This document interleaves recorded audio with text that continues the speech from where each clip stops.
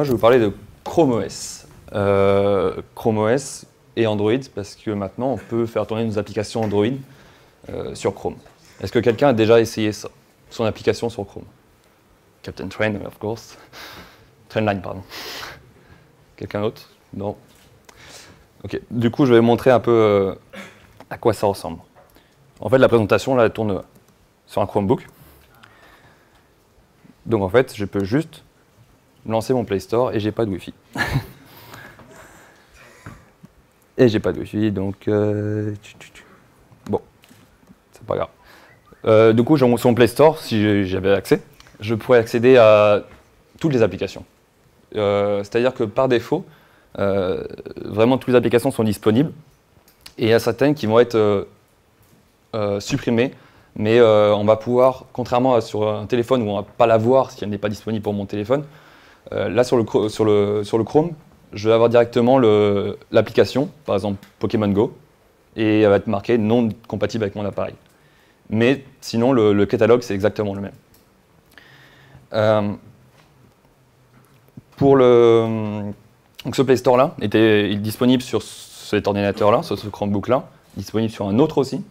Aujourd'hui, a été annoncé la compatibilité sur le Pixel. Moi, j'ai un Pixel aussi et il n'est pas encore disponible dessus. Avant, il fallait passer par un autre channel, donc on ne pouvait pas juste utiliser la version de base, il fallait dire je veux être en version de développement pour pouvoir accéder à ce Play Store, pour accéder aux applications Android. Et normalement, Google prévoit de mettre le Play Store sur tous les Chromebooks à peu près, c'est-à-dire que je crois qu'ils annonçaient à peu près 60 modèles qui seraient compatibles d'ici la fin de l'année ou début de l'année prochaine. Pour l'instant, il n'y en a que 3.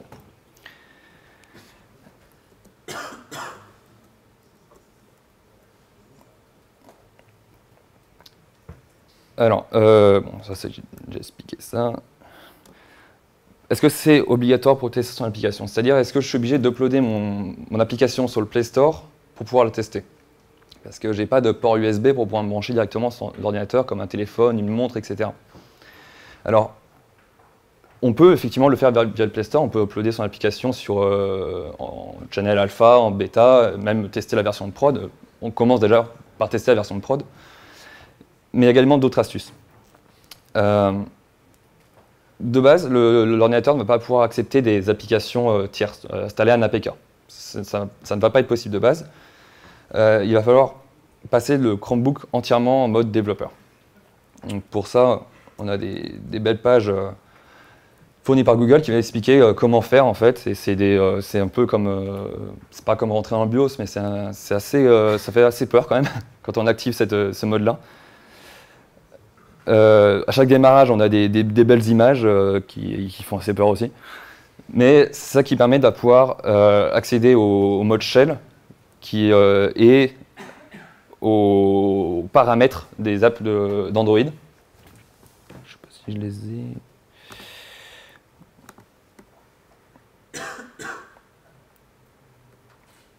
Là, je vais pouvoir cliquer sur préférences et je suis comme comme sur mon téléphone et j'ai accès aux settings et du coup, comme je suis en mode développeur, je vais pouvoir accéder à autoriser les applications externes de se mettre dedans.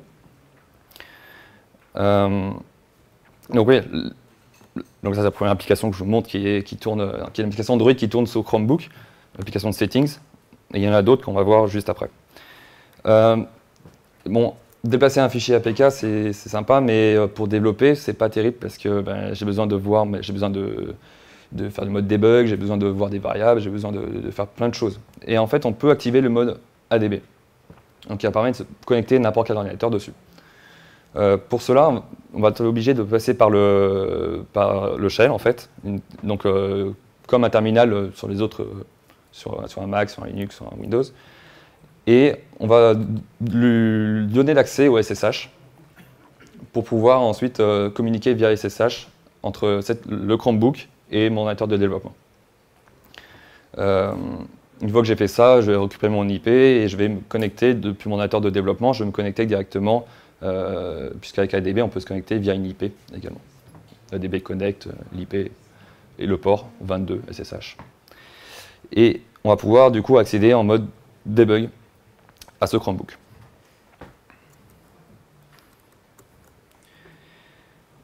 Alors, on a parlé tout à l'heure du Play Store, des applications qui étaient disponibles dessus. On a tout le catalogue, mais certaines ne sont pas disponibles, comme Pokémon Go. Alors pourquoi? C'est parce que Pokémon Go nécessite un GPS. Et quand je nécessite un GPS, j'ai deux façons de le dire. Soit je nécessite de manière optionnelle, soit je vais lui dire, cette application-là a besoin de cette feature, elle a besoin du GPS pour fonctionner, ce qui est le cas de Pokémon Go, et qui du coup va totalement interdire d'être installable sur ce type d'ordinateur. Il y a une autre feature qui est assez importante, c'est le touchscreen. Là, j'ai un ordinateur qui a le touchscreen, donc je peux cliquer dessus, c'est super du coup. La majorité des applications fonctionnent. Mais il y a des Chromebooks qui sont moins chers et qui n'ont pas de touchscreen, on a juste la souris, on a juste le clavier. Et du coup, c'est aux développeurs de dire moi je supporte ou non le touchscreen. Par défaut, il faut le touchscreen pour avoir une application Android. Quand on va... Du coup, ça va poser la question de est-ce que c'est vraiment optimisé pour? C'est-à-dire que si c'est un touchscreen, c'est pas comme... Même si c'est un touchscreen sur l'écran, on va quand même utiliser la souris, généralement, puisque peut-être par question d'habitude, mais on va pouvoir cliquer sur le hamburger menu, on va pouvoir cliquer sur faire dérouler la slack de notification. On va pouvoir, pour les beaux gosses ici, on va pouvoir swiper sur Tinder.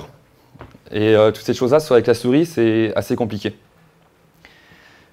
Du coup, il faut penser à son application, mais voir si on ne peut pas optimiser, si on ne peut pas faire des changements qui vont pouvoir la rendre beaucoup plus utilisable sur un ordinateur.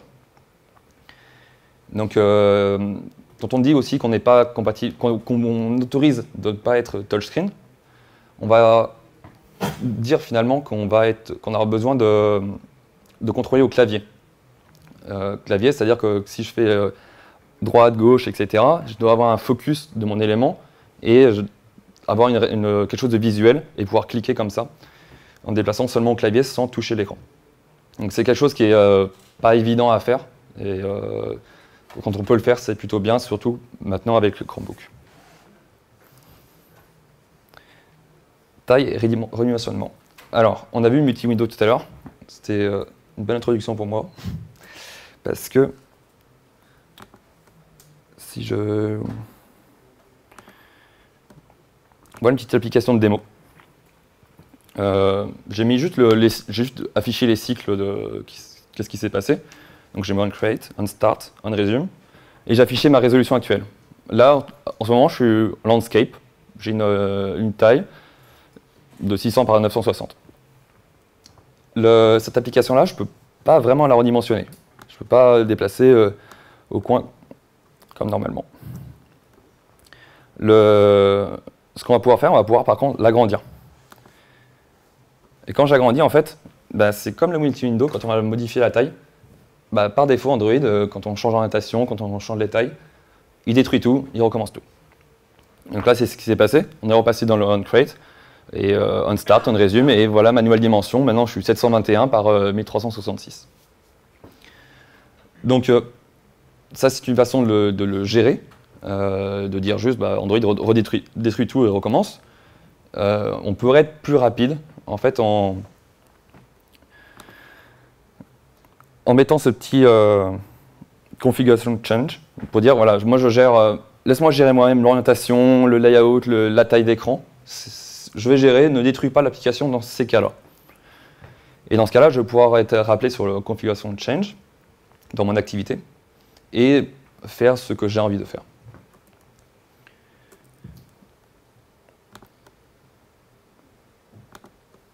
Du coup, là, c'est quasiment la même activité, sauf qu'en fait, je gère moi-même la dimension. Et du coup, il va juste m'appeler sur configuration change, et c'est tout. Et voilà ma nouvelle dimension. Si je voulais, maintenant, si je veux changer le layout en fonction de la taille, etc., c'est un petit peu plus compliqué, mais ça permet de gagner en temps, ça permet de ne pas redétruire l'activité. Et du coup, gérer aussi les ressources soi-même. Donc ça, voilà. C'est plus compliqué, mais c'est mieux. Alors, donc là, j'ai une application Android qui est sandboxée, j'ai ma petite fenêtre, tu vois bien, mais comment est-ce que je pourrais interagir avec les autres applications? Est-ce que c'est la même chose ou pas?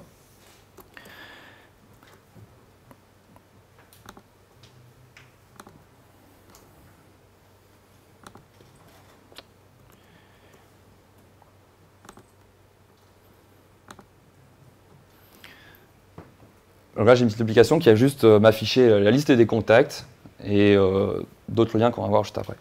La liste des contacts, quand je clique dessus, bah, j'arrive directement sur ma liste de contacts et en fait, c'est la même fenêtre. Il n'y a pas de différence là-dessus. Donc là, si j'ai mon bouton Back qui est en haut à gauche, je reviens avant. Voilà, c'est la même chose. On a une technique pour faire qu'en fait, dire ouvre ça, mais ne me perds pas moi, ne perds pas mon contexte. On va ouvrir une nouvelle fenêtre, comme ceci. Donc là, j'ouvre vraiment une nouvelle fenêtre. Pour faire ça, c'est assez simple. Juste quand on lance son intent, on met juste le flag en disant que c'est une new task. Et souvent, bien souvent, on a besoin du reset task. Donc là, du coup, maintenant, j'ai 2 tâches par défaut. Pour le navigateur, par défaut, en fait, une application peut dire aussi par défaut, bah, quand tu me lance pas dans la task actuelle, crée une nouvelle task, crée une nouvelle fenêtre. C'est le cas du browser. Et le browser, c'est un petit peu particulier sur Chromebook, puisqu'en fait, j'ai déjà un browser sur mon ordinateur. Donc en fait, quand je vais cliquer dessus, ce qu'il va faire, il va juste me proposer de laquelle tu veux ouvrir, mais à la place de Chrome, on va utiliser le navigateur normal.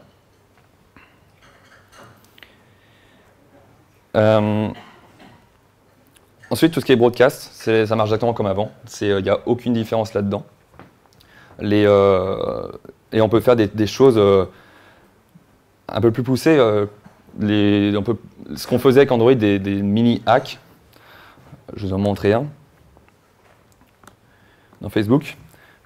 Cette petite bulle-là, c'est mon application, c'est Dashlane, qui en fait, on fait apparaître une bulle par-dessus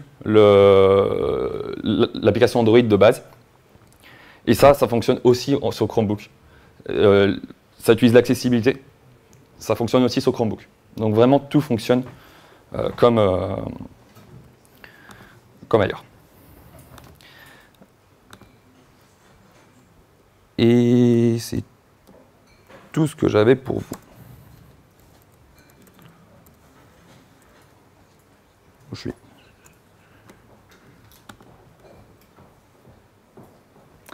Merci.